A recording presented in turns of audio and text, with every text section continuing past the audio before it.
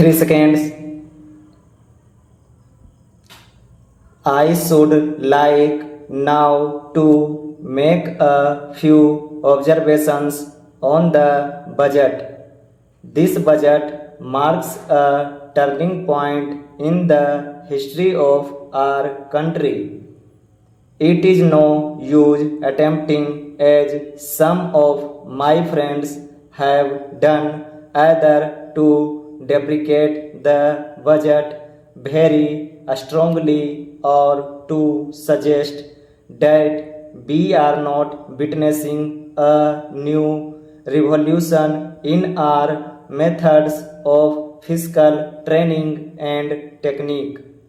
I want it to be quite clearly pointed out to my friends that we are now facing the lean years of Indian finance.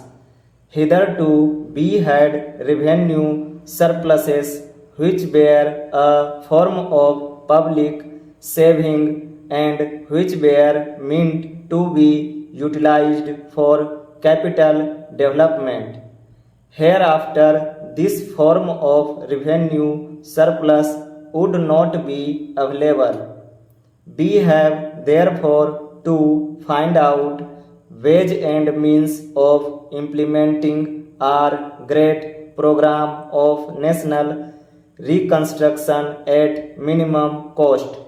My point is that the deficit on revenue account would be of the order of about rupees 19 to 20 crores.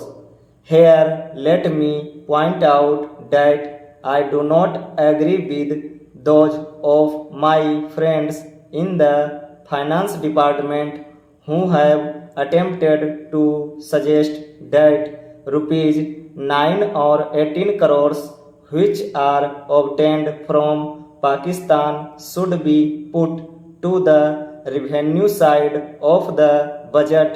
They are to be put on the capital side. But that does not seriously alter the trend of my argument. What I am suggesting is that we would have to be prepared for a deficit of a much higher order even on the revenue side.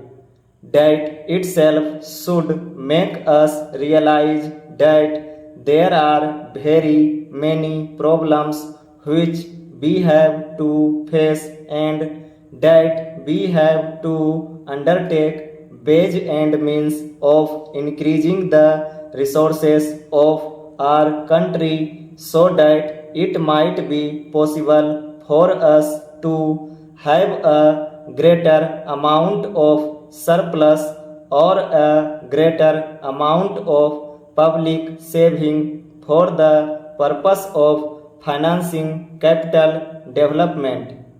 The finance minister, in the course of his speech, Mr. Deputy Minister, pointed out that the deficits during the past 2 years were of the order of rupees 83 crores.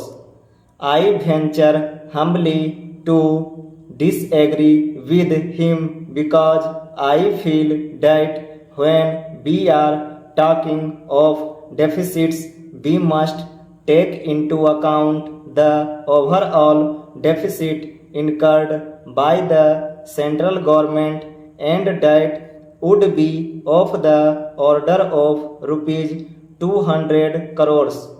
During the years of relatively light expenditure, we had a shortfall of about rupees 200 crores.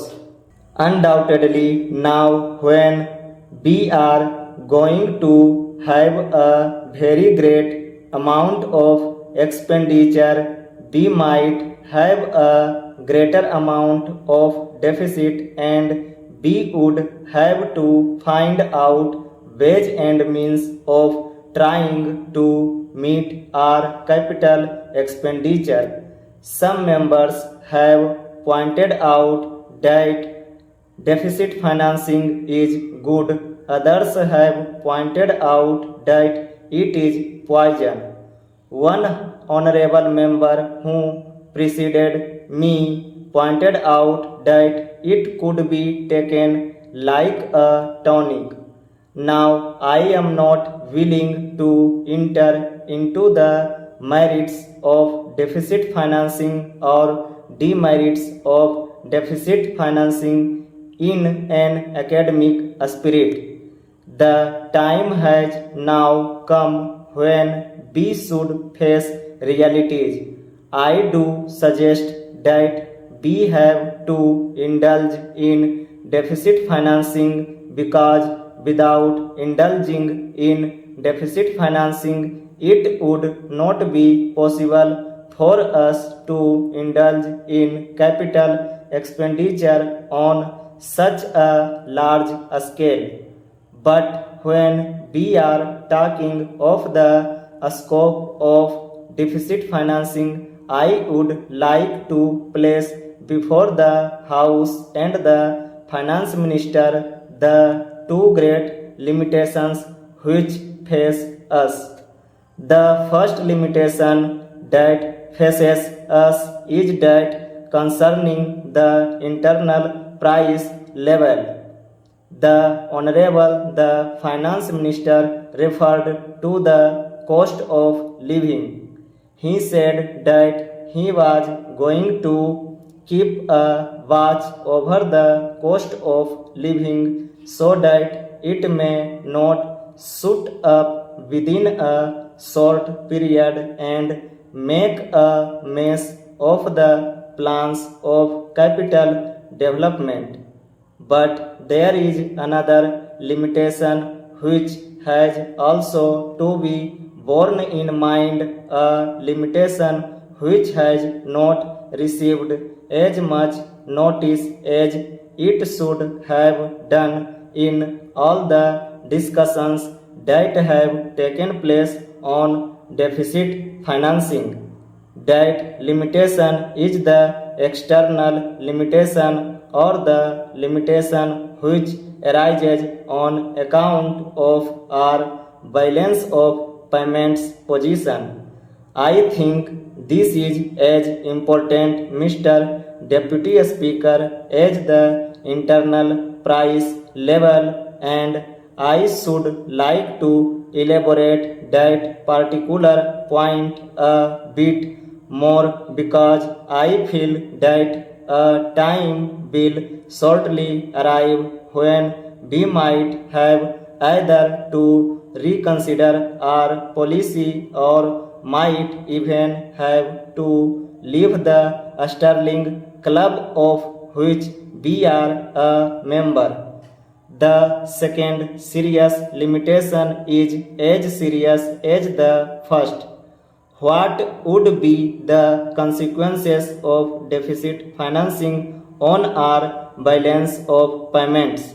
The finance minister in his budget speech points out that so far as the balance of payments position is concerned, they have now, whether it is by accident or design, a favorable balance, and they have contributed about rupees 63 crores to the dollar pool during the past 6 months. But the moment we indulge in deficit financing, we have to be prepared for worsening of our balance of payments.